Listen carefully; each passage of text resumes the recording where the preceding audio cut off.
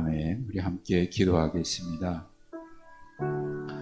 우리 다 같이 마음을 모아서 기도하실 때 우리 10월 달의 공동체 기도 제목 세 가지가 있습니다. 11월 첫 주일에 추수감사절과 창립 주일을 맞이해서 사랑과 감사의 고백이 가득한 그런 주일이 추수감사절과 창립 주일이 될 수 있도록, 두 번째는 수능을 준비하고 있는 우리 고3 학생들, 그들의 건강을 지켜주시고 지혜를 주셔서 잘 준비하고 마무리할 수 있도록 위에서 기도해 주시고, 또 달북민 교회를 개척하는 이춘영 목사님과 시원 선교회를 위해서 위에 함께 기도하시면서, 아울러 우리 교회가 후원하고 있는 여러 선교사님들이 있습니다.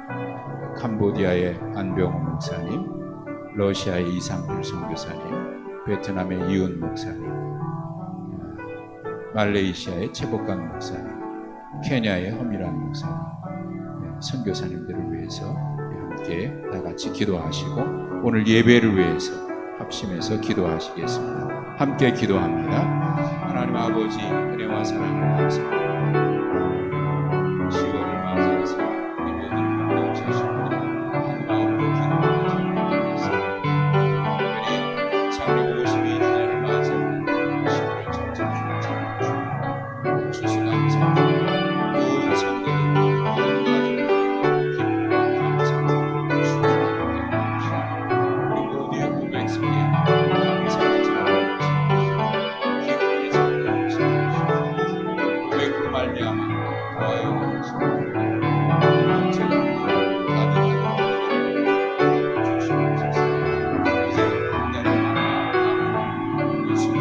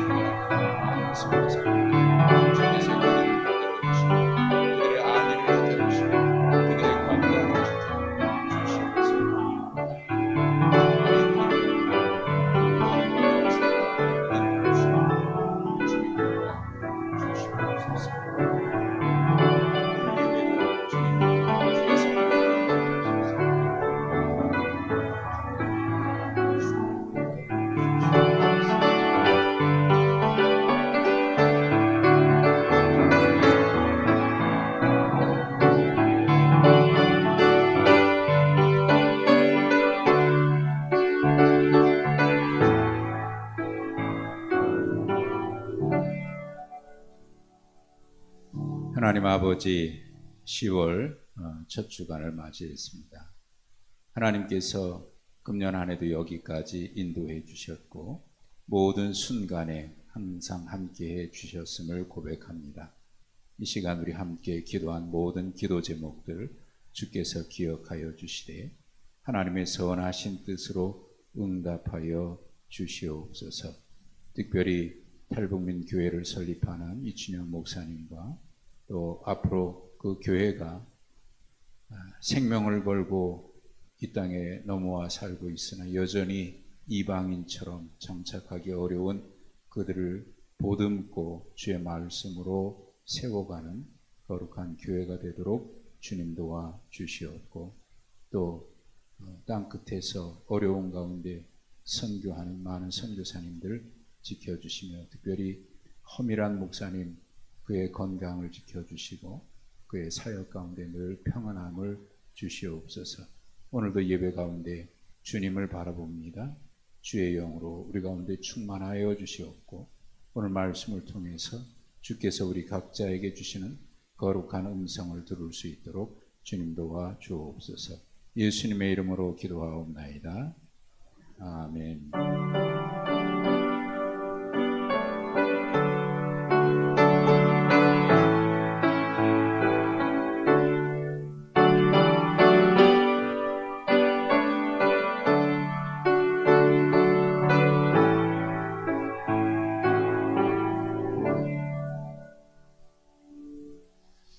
하나님의 말씀을 함께 보시겠습니다. 로마서 1장입니다.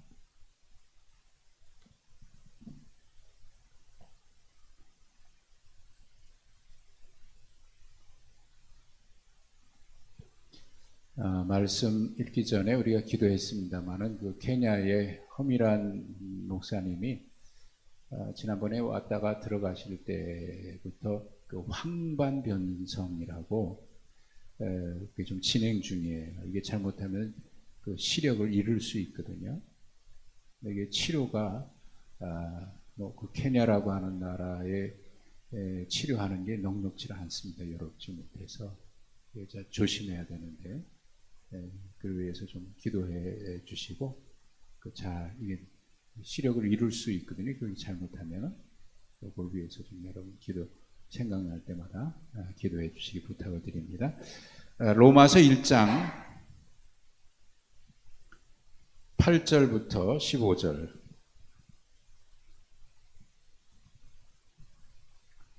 한 절씩 기도하겠습니다. 로마서 1장 8절에서 15절. 먼저 내가 예수 그리스도로 말미암아 너희 모든 사람에 관하여 내 하나님께 감사함은 너희 믿음이 온 세상에 전파됨이로다.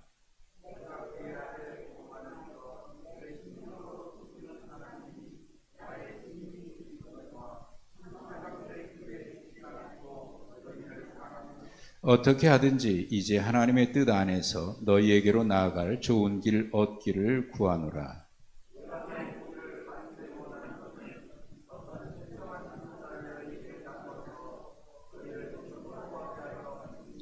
이는 곧 내가 너희 가운데서 너희와 나의 믿음으로 말미암아 피차 안위함을 얻으려 함이라.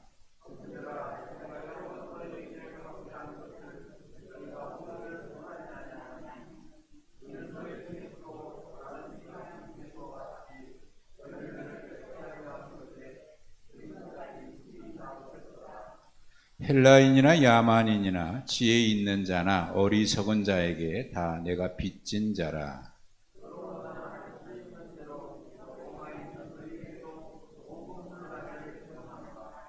아멘.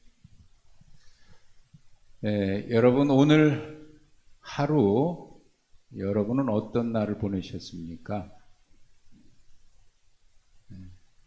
어떤 날이라고 제가 질문하니까 뭐 특별한 날이었을까?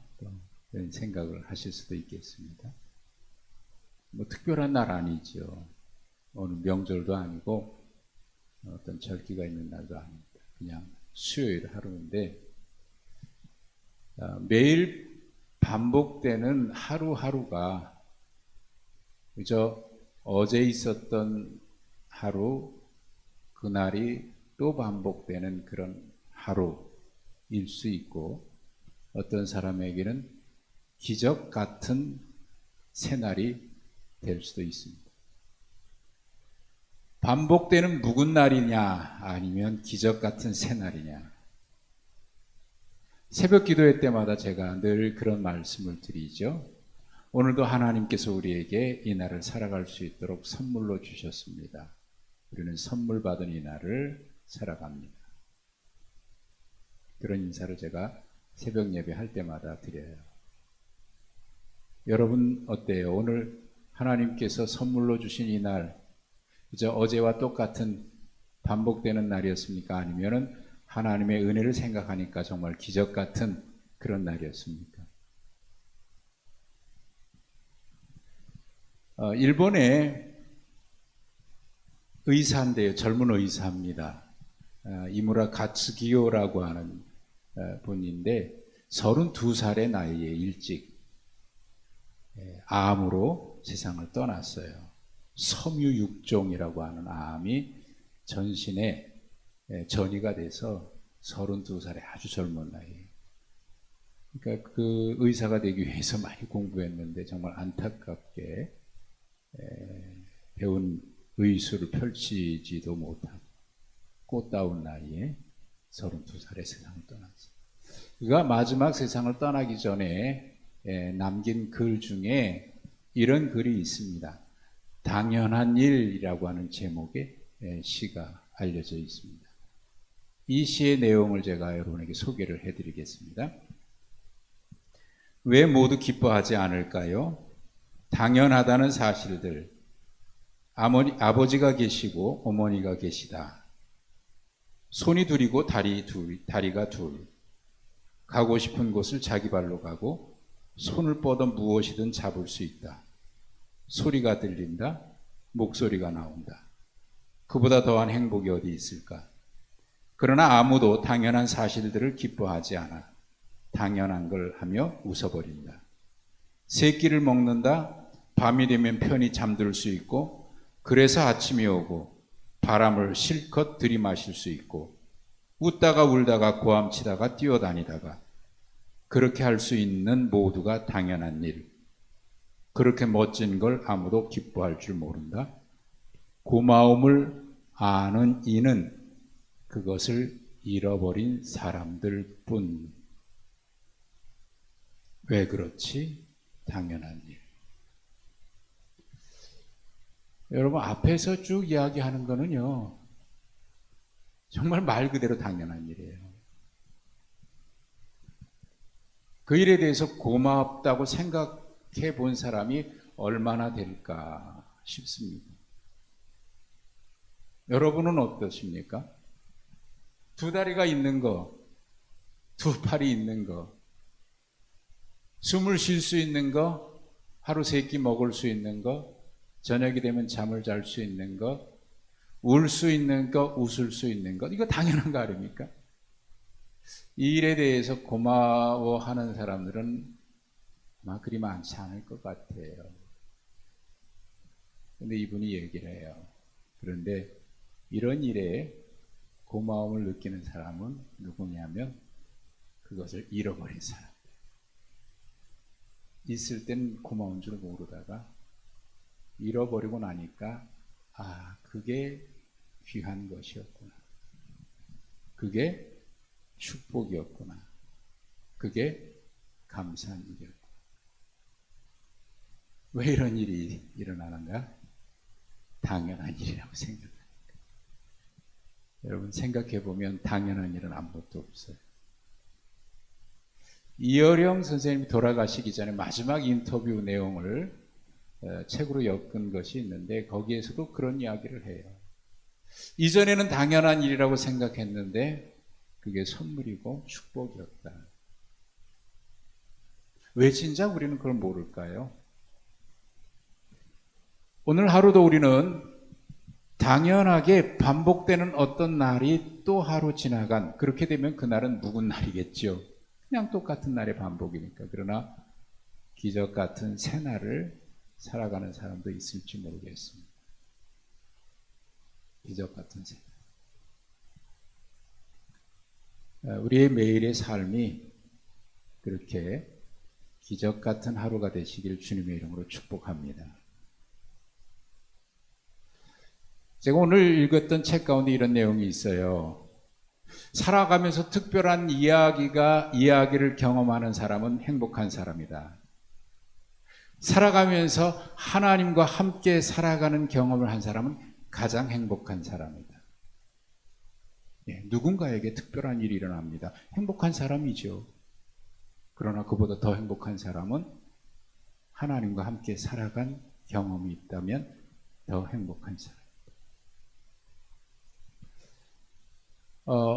로마서를 지난주부터 다시 보기 시작을 했습니다. 로마서 하면 우리의 선입견이 있어요. 로마서는 교리적인 책이다, 딱딱한 책이다. 그런데 저는 로마서를 읽을 때마다 거기서 바울 사도가 경험한 이야기들이 생각이 나고요. 하나님께서 바울 사도에게 베푸셨던 은혜, 그것을 깨달은 바울 사도의 고백이 절절히 느껴져요.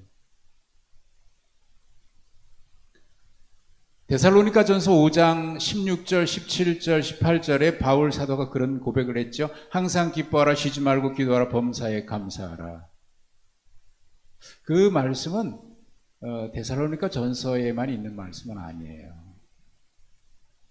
다른 바울의 서신에도 문자적으로 그런 고백은 없습니다만은 바울, 그는 언제나 감사하는 사람이었고요. 그래서 감사로 받으면 버릴 것이 없다라고 하는 고백도 하지요. 내가 나된 것은 하나님의 은혜다라고 하는 고백이 하지요. 고린도 전서 15장에서 항상 기뻐하라, 그 말을 거기서만 얘기하지 않죠. 빌립보서에서도 얘기하고 기뻐하라, 감사하라. 바울 사도는 감사의 사람이더라고요. 항상 감사하는 사람. 그리고 기도의 사람. 오늘 본문의 말씀에 보면은 빚진 자라고 하는 말을 해요. 내가 빚졌다. 누구에게 빚졌을까요? 하나님께 빚졌을까요? 예, 그건 당연한 이야기입니다. 하나님께 빚진 사람입니다. 우리 모두가 그렇죠. 하나님께 빚진 사람입니다.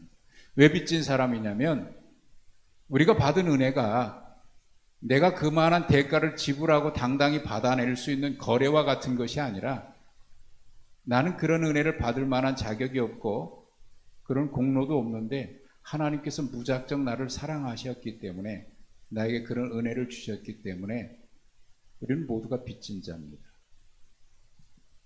빚진 자라고 하는 생각을 그렇게 많이 하지 않죠. 바울 사도는 언제나 그런 생각을 가지고 있어요. 그런데 동시에 오늘 말씀에 보면은 하나님께 빚진 자라고 표현하기보다는 14절에 헬라인이나 야만인이나 지혜 있는 자나 어리석은 자에게 다 빚졌다 그렇게 얘기했어요.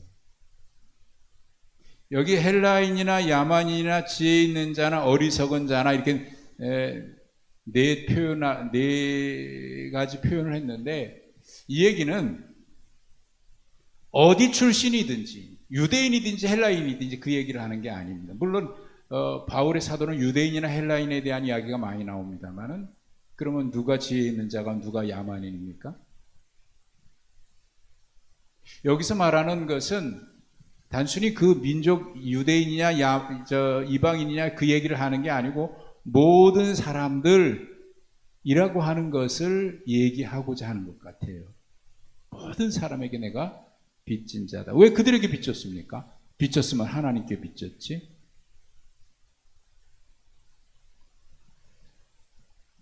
바울이 이 마음을 가지고 있는 데는 이런 게 있습니다. 기본적으로 그의 고백 속에 이게 있어요. 감사의 고백 속에도 그랬고 지난주에도 말씀을 드렸는데 바울 사도의 모든 고백 속에는 이 사건이 있습니다. 다메섹으로 가는 길에서 만난 주님.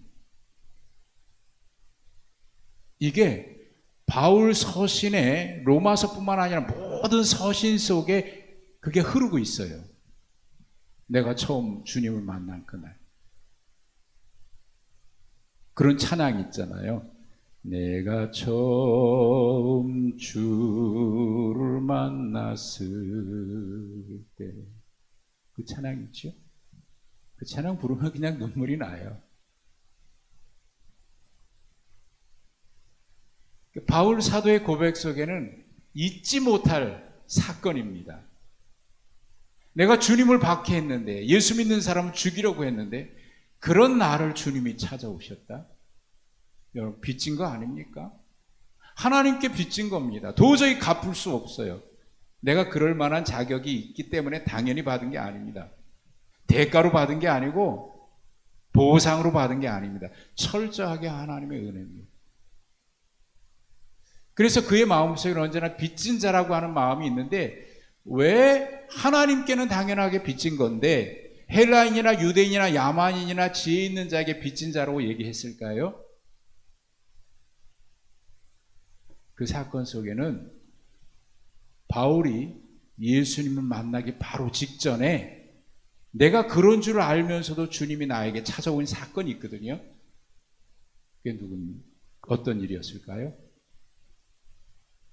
스데반을 죽인 사건. 스데반을 죽인 사건. 그리고 곧바로 다메섹으로 가잖아요. 그런데 주님이 찾아오셨어요. 이것이 바울의 마음속에는 지워지지 않는 사건이고 은혜입니다. 그래서 내가 죄인의 괴수다라고 얘기했을 때 그 죄인 중에 괴수다라고 하는 말은 내가 옛날에 그랬다라고 하는 과거형이 아니고 지금도 그렇다라고 하는 현재 분사형으로 쓰여 있어요. 지금도 여전히 죄인의 괴수다 그 말입니다. 그러니까 스데반이 어떤 사람이었어요? 스데반이 초대교회 그 예루살렘 교회 첫 7 우리가 집사라고 얘기하는 7명을 세워가지고 그 사람 중에 하나잖아요. 그들 중에 빌립이 나가서 사마리아 지역에 가서 전도했지요. 선교했지요.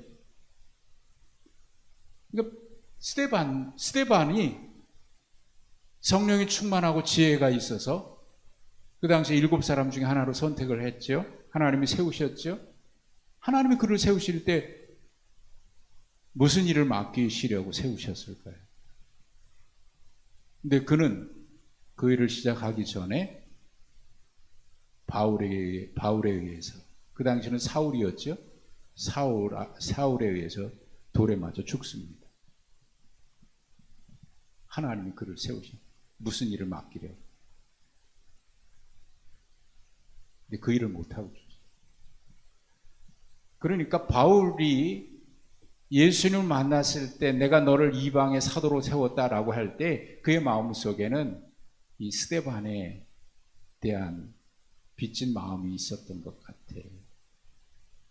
그가 죽지 않았으면, 그가 자기 앞에서 돌에 맞아 죽지 않았으면 그가 무슨 일을 했을까요? 그가 찾아가서 전했던 사람들이 누구였을까요? 누구에게 갔을지, 어느 지역으로 갔을지는 아무도 모르는 거지요. 그가 그 일을 하기 전에 죽었으니까 말이죠. 그러나 바울이 주님을 만난 이후에 주님이 스데반을 세우셨을 때는 그 지역이 어딘지 모르지만 누구인지 모르는 거 아닙니까? 스데반은 그 일을 했을 것이다. 그 일을 못하게 된 거 아닙니까? 그러니 바울 사도는 그 사람들에게도 빚진 마음입니다. 그 사람들, 내가 아니었으면 스데반이 그 일을 했을 텐데. 하나님에 대한 빚진 마음은 당연하고 이방이나 유대인이나 헬라인이나 지혜자나 어리석은 모든 사람들에게 빚진 이 마음입니다. 그래서 그 일을 생각할 때마다 그럼에도 불구하고 자기를 불러주신 하나님 앞에 늘 감사하는 거예요. 감사의 사람, 기도의 사람. 이게 바울의 마음. 여기 오늘 본문에도 8절에 바로 나오는 게 그거 아닙니까? 너희 모든 사람에 관해 내 하나님께 감사한다고 고백을 먼저 해요. 그 이유는 너희 믿음이 온 세상에 전파되기 때문이다 라고 얘기를 했는데, 그것에 대해서 일단 감사하고 있고요. 또 9절에는 항상 내 기도에 너희를 쉬지 않고 말하고 있다. 그들 위해서. 사실 이 로마 교회는요, 바울이 한 번도 가보지 않은 교회입니다. 로마 교회는 바울 사도가 전도해서 세워진 교회가 아닙니다. 사실 로마 교회는 누구와 전도해서 세워졌는지 잘 몰라요. 많은 학자들이 생각하는 것은 사도행전 2장에 보면 오순절 사건이 있을 때 여러 도시에서 여러 나라에서 예루살렘에 왔다가 베드로의 설교를 듣고 그날 회심하는 사건이 일어나거든요. 오순절 성령 강림 사건이 일어나고 거기서 사도들이 방언하는 거 보고 근데 그 중에 로마에서 온 사람이 있어요. 그래서 많은 학자들은 그들이 그날 은혜를 경험하고 회심하고 돌아가서 모이기 시작했고 그것이 로마 교회의 시작일 것이다라고 보고 있어요. 그래서 로마 교회는 물론 초대교회 당시가 대부분에 그렇습니다만은 지금처럼 이런 건물의 교회가 아니라 가정에서 10명, 5명 혹은 20명, 이게 로마 교회의 모습이에요. 가정에서 모인 거죠.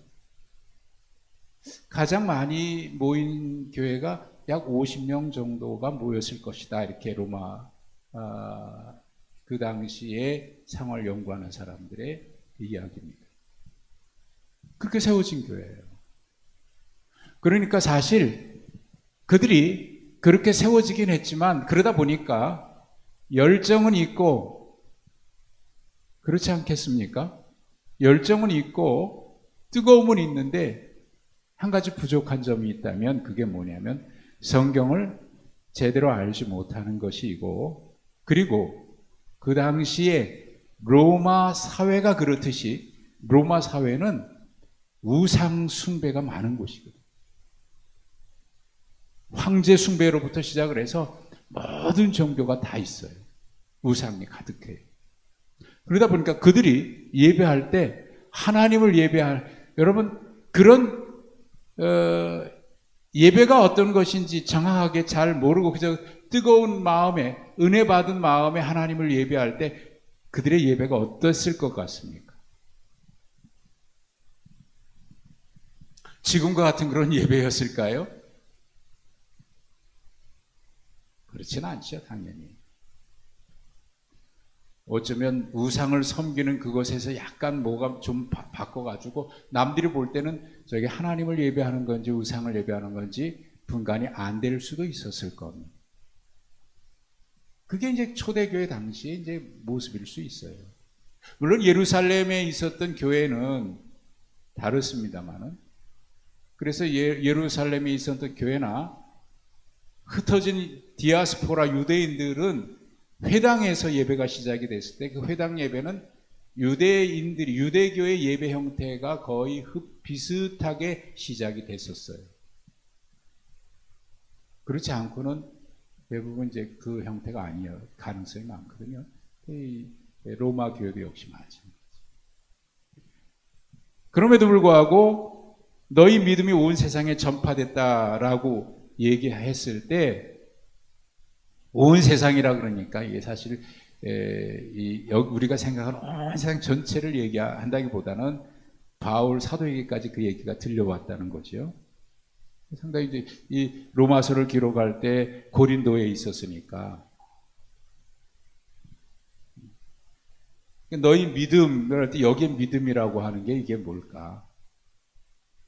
이 믿음은 그들의 그리스도인으로서의 정체성을 드러내는 것이고, 그리고 그들의 삶일 겁니다. 삶. 그것이 그들의 믿음이에요. 그래서 앞에서도 지난주에도 말씀드렸고, 지난주에 말씀드릴 때 제가 강조해서 말씀드린 게 있어요. 로마서 1장과 16장에서 가장 중요하게 강조하고 있는 게 뭐냐면 믿어 순종하게 하려고라고 하는 거죠. 믿어 순종하게 하려고. 이게 여러분 믿음이냐 행함이냐의 이분법적인 얘기가 아닙니다. 믿음과 순종, 믿어 순종하게 하는 것, 이게 믿음이에요.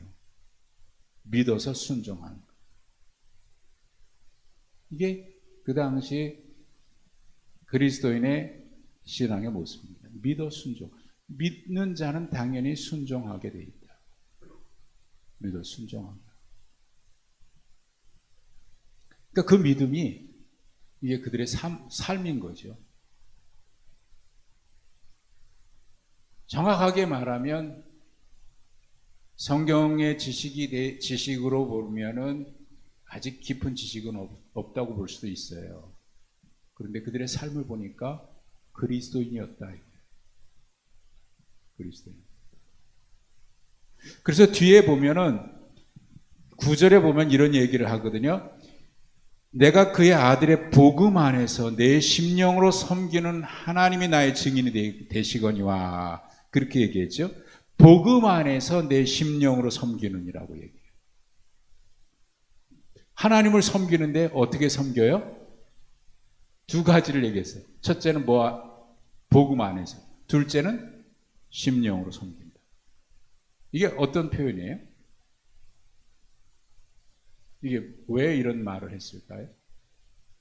이것은 우리가 예배에 대한 성경 구절을 요한복음 4장 23절 24절을 우리가 예배 때마다 이제 암송하고 이제 사회 인도자가 얘기합니다. 예배하는 자가 하나님을 영이시니 예배하는 자가 어떻게 예배라고요? 영과 진리로 예배. 그거하고 같은 개념일 수 있어요.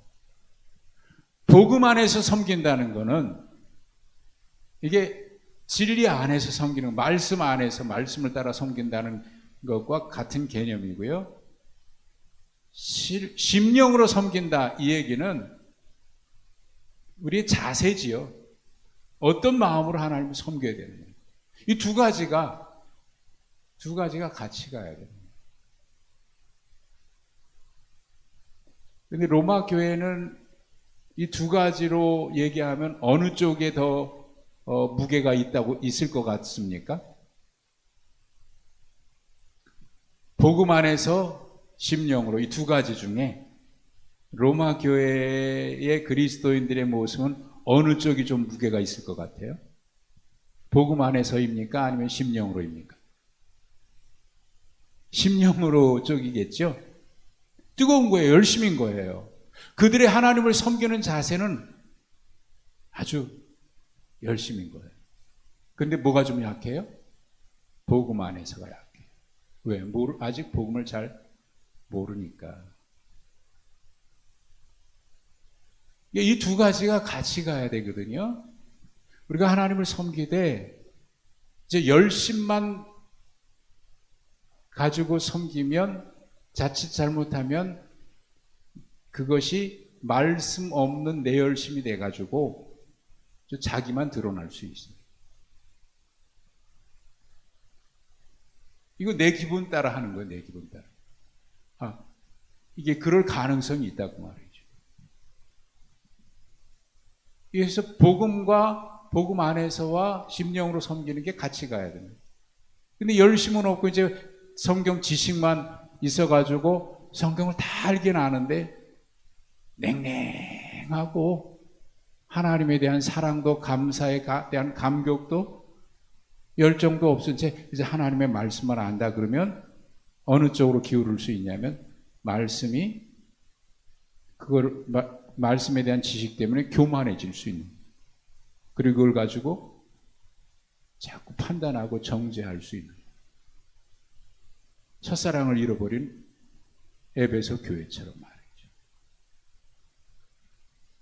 그래서 바울 사도는 복음 안에서 내 심령으로 섬기는 하나님이 내 증인이 되시거니와 그러면서 항상 너희를 위해서 기도하고 있다라고.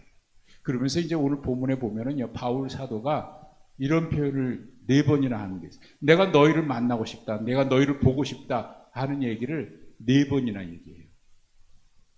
자, 보세요. 10절에 보십시오. 어떻게 하든지 내가 하나님의 뜻 안에서 너에게 나아갈 좋은 길을 얻기를 구하노라. 너에게 나아간다? 너희들을 보고 싶다 그 말이죠. 이 바울의 마음이 잘 드러나는 표현이 이 구절에서 뭘까요? 바울 사도가 그들을 정말 보고 싶어 하는 그런 마음이 나타나는 표현. 10절에 어떻게 하든지 해서 그 바울의 마음이 드러나잖아요. 어떻게 하든지 가고 싶은 거예요. 그들을 만나러 보고 싶은 거예요.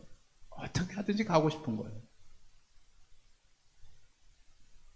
또 11절에도 내가 너희 보기를 어떻다고요? 간절히 원한대요. 간절히. 너희 보기를 간절히 원한대요. 또 13절에도 여러 번 너희에게 가고 싶었다. 가고자 했다. 여러 번 너희를 보고 싶어서 가려고 했다. 그리고 15절에 나는 할 수 있는 대로 로마에 있는 너희에게도 가서 복음 전하고 싶다. 보세요. 어떻게 하든지 간절히 여러 번 또 할 수 있는데, 여기에서 이 바울의 마음이 좀 읽어지지 않습니까? 정말 간절히 보고 싶은 거예요. 그러니까 이 로마 서신을 로마 교회 교인들이 읽을 때 무슨 마음을, 바울의 마음을 읽을 수 있었을까요? 읽을 수 있었겠죠.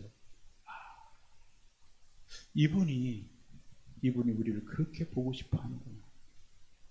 마음이 느껴지지 않았을까요? 바울의 마음이 전해지지 않았을까요?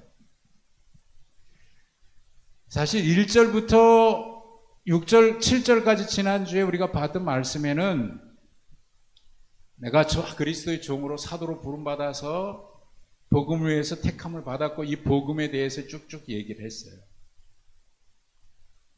이거 보면 1절부터 7절은 어찌 보면 그 당시에 어떤 편지를 적을 때 이게 뭐 논리적으로 뭘 먼저 쓰고 이렇게 했던 것처럼 어떤 공식적인 인사말 같아요. 그런데 오늘 말씀은 8절부터 15절까지는 공식적인 그런 표현이라기보다는 바울의 어떤 뭐가 전해지는 거예요? 마음이 전해지는 거잖아요. 마음. 우리가 서로 만나서 대화할 때 마음이 전해져야 제대로 전해지지 않겠어요? 마음이 전해져. 그러니까 성경을 읽을 때 우리가 성경을 하나님의 마음을 읽어내는 게 중요하다. 왜 이 말씀을 하셨는지, 성경에 왜 그 말씀이 기록되어 있는지 내용도 아는 것이 중요하겠지만 그 내용 속에 담겨 있는 하나님의 마음을 읽어내는 거예요. 하나님의 마음. 그럴 때 우리 마음에 와서 부딪히지 않겠어요? 하나님이 얼마나 우리를 사랑하시고. 아까도 말씀드렸습니다. 바울이 늘 바울의 이야기, 바울의 서신 속에 우리가 잊어서는 안 되는 게, 절대 잊어서는 안 되는 게 뭐냐면 그 서신의 밑바닥에 흐르고 있는 것은 다메섹에서 주님 만난 그 사건이거든요. 그 감격이고 그 사랑이고 그 은혜거든요. 은혜에 대한 감사. 이거를 빼놓은 채 읽으면 그냥 밋밋해요. 근데 바울에는 그게 있는 거예요. 그래서 빚진 자라고 하는 마음도 있는 거고, 그래서 감사가 있는 거고, 고난 가운데서도 기뻐할 수 있는 건 바로 그런 거죠. 하나님을 만난 사건. 하나님을 만난 사건. 우리 신앙생활 하다 보면은 뭐 이런저런 어려움도 있고 흔들림도 있고 시련이 있고 그럴 때 좀 시험에 들고 그럴 때도 있지 않습니까? 그런데 그 모든 시험과 어려움과 고난을 이겨낼 수 있는 것은 하나님의 그 은혜의 경험 아닙니까? 하나님은 분명히 살아계신다고 하는 그런 내가 만난 하나님에 대한, 그리고 하나님이 나와 함께 하셨다고. 신앙생활하면서 어려움이 왜 없겠어요? 시련이 왜 없겠어요? 믿음이 좋고 기도 많이 해도 왜 시련과 고난과 역경이 없겠습니까? 그런데 그 어려움 가운데서도 흔들릴지언정 넘어지지 아니하고 다시 일어서는 것이, 그 힘이 어디서 온 거예요? 하나님, 살아계신 하나님의 영혼. 왜? 하나님이 살아계시니까. 분명히 살아계시니까. 이게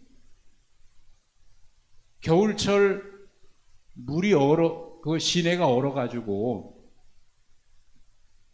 꽁꽁 얼었는데 그 얼음, 두꺼운 얼음 밑에는 쫄쫄쫄쫄쫄 흐르는 시냇물 소리가 흐르잖아요. 그것처럼 바울 서신의 로마서에도 딱딱한 교리 같고, 예? 그런데 그 밑에는 뭐가 있냐면 하나님의 사랑이 있는 거예요. 내가 경험한 하나님의 사랑, 나를 부르신 하나님의 사랑, 하나님의 사랑. 그게 없으면 사실 바울 고린도전서 13장에 그런 고백하죠. 바울이 천사의 말을 하고 방언을 하고 예언을 하고 뭐를 해도 사랑이 없으면 그런 거 아닙니까? 천사의 방언을 해도 이게 무슨 유익이 있어요? 그리스도의 사랑에 대한 감격이 없고 구원받은 것에 대한 감격이 없고 그것에 대한 빚진 마음이 없고, 그러니까 이런 우리 신앙에 있어서 이런 분명한 그 하나님 경험을, 그래서 바울 사도는 그 마음을 가지고 그렇게 그들에게 가고 싶어 하는데 어떻게 하든지 가고 싶고요. 여러 번 가고자 했고요. 할 수 있는 대로 가는 이유가 단 한 가지입니다. 그들에게 복음을 전하는 거예요. 복을 전하는 이유가 뭐냐면 11절에 보십시오. 신령한 은사를 너희 나눠줘서 너희를 어떻게 하려고요? 견고하게 하려고. 견고하려고.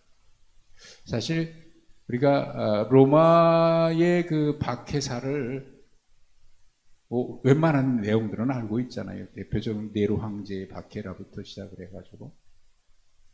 그러니까 로마 교회가 이제 곧 불어닥칠 환란이 있고 어려움이 있어요. 바울 사도는 그걸 또 내다보고 있는. 그래서 그들을 견고하게 세워야 되는데, 견고하게 세우려고 하는데 뭘로 견고하게 세우려고 하냐면 신령한 은사를 너에게 나누어줘서 너희를 견고하게 세우려고 합니다. 그 신령한 은사가 뭘까요? 신령한 은사가 무슨 예언의 은사일까요? 방언의 은사일까요? 병 고치는 은사일까요? 이런 은사일까요? 여기 은사는요, 선물이거든요. 선물. 선물이에요. 신령한 선물. 하나님의 선물. 가장 큰 하나님의 선물. 바울이 말하는, 바울 사도가 생각하는 하나님의 가장 큰 선물이 뭘까요? 지금 얘기한 그거예요. 주님이 나를 찾아오죠. 그거를 이제 앞에서 복음 안에서 심령으로 섬기는 이것하고도 크게 다르지 않을 거예요. 이게 그를 견고하게 세워줬고, 또 로마 교회가 견고하게 세워지려면 바로 이런 거죠. 그래서 그들에게 그렇게 가고 싶어 하는 거예요.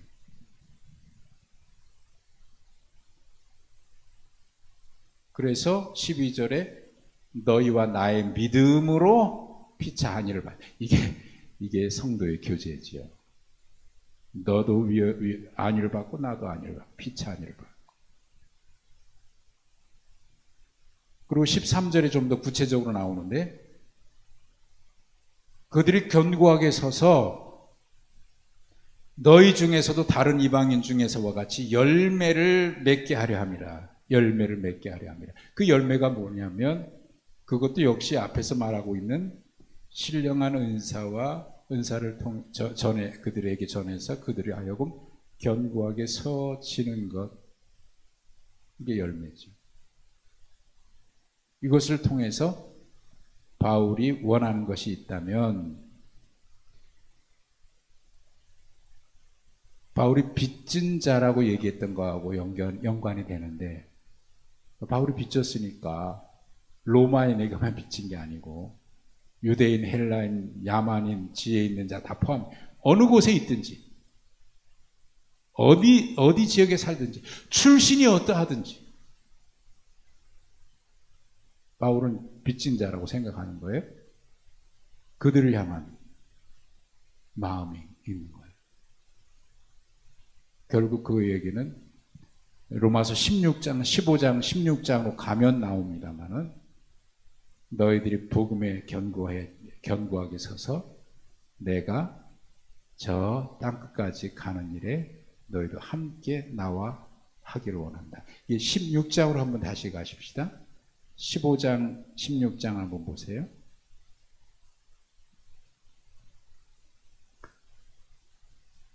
15장 23절, 22절, 23절, 24절까지 봐야 되겠습니다. 그러므로 또한 내가 너희에게 가려 하던 것이 여러 번 막혔더니 이제는 이 지방이 일할 것이 없고 또 여러 해 전부터 언제든지 서바나로 갈 때에 너에게 가기를 바라고 있었으니, 여기 서바나는 이제 스페인을 말합니다. 이는 지나가는 길에 너희를 보고 먼저 너희와 사귐으로 얼마간 기쁨을 가진 후에 너희가 그리로 보내주기를 바람이라. 이게 이제 바울의 마음이죠. 그래서 그를 위해서 그들을 견고하게 세우는데 16장 26절에 보면 그 표현이 또 나옵니다. 16장 26절. 이제는 나타내신 바 되었으며 영원하신 하나님의 명을 따라 선지자들의 글로 말미암아 모든 민족이 믿어 순종하게 하시려고 알게 하신 바 그 신비의 계시를 따라 된 것이니 이 복음으로 너희를 능히 견고하게. 그 교회가 로마 교회가 이렇게 세워지기로 합니다. 그래서 바울이 서바나로 가려고 하는 그 일에 함께 복음에 참여해 주기를 기다립니다.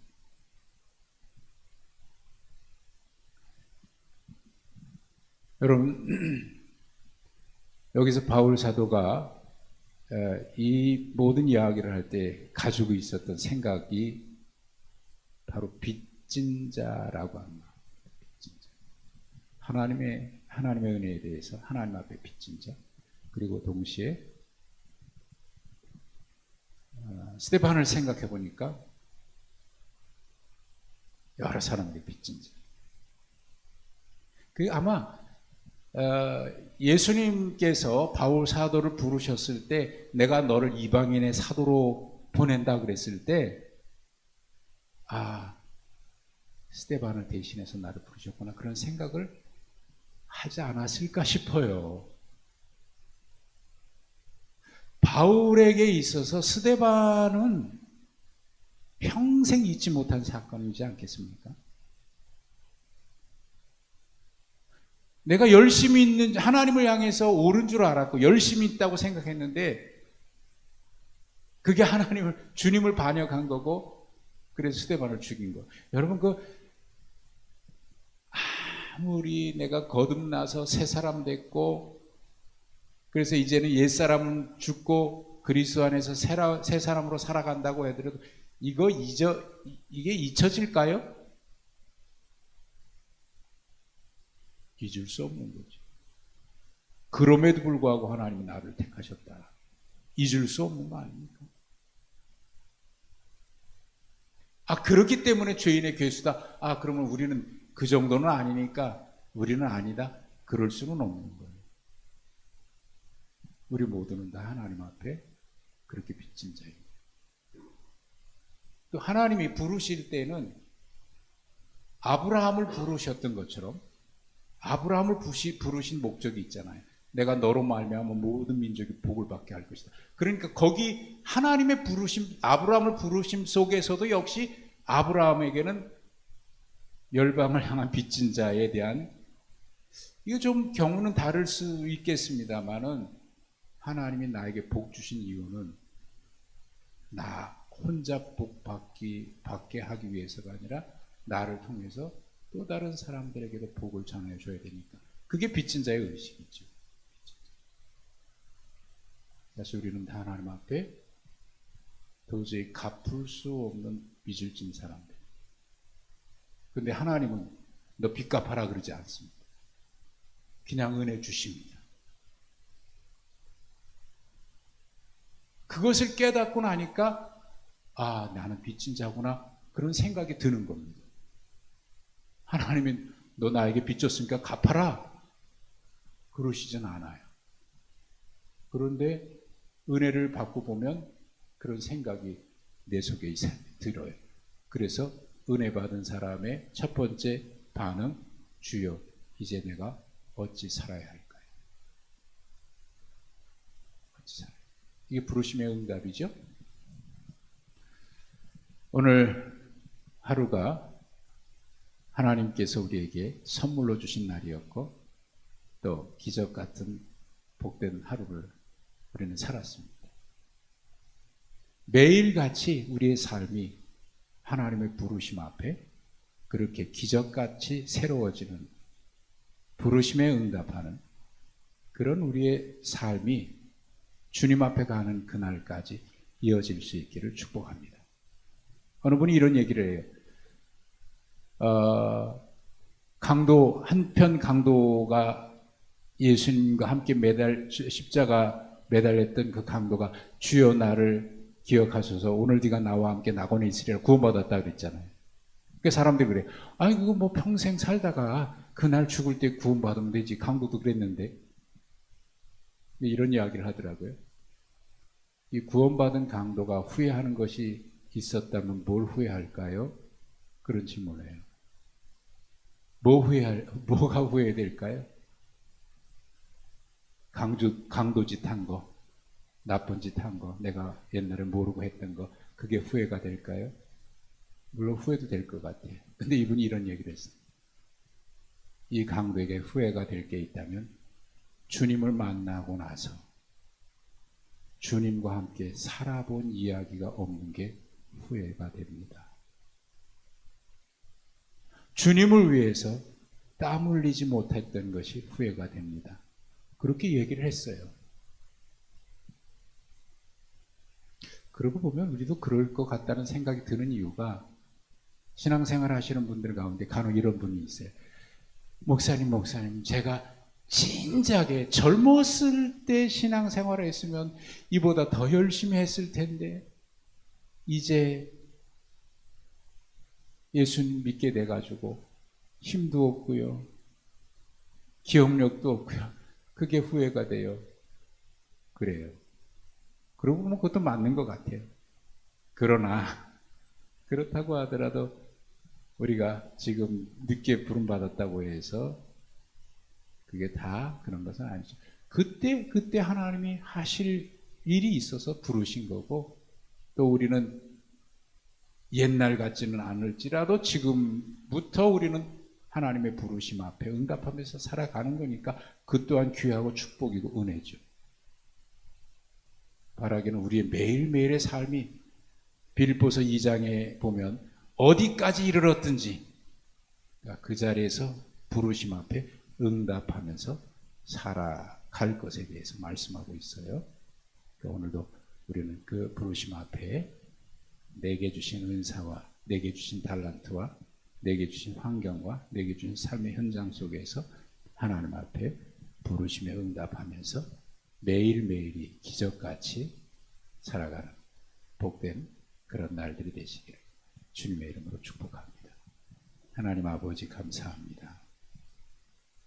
오늘도 하나님의 은혜 입은 자가, 하나님의 은혜를 경험한 자가, 하나님의 사랑과 축복을 깨달은 자가 주님 앞에 나와서 감격으로 찬양하고 예배합니다.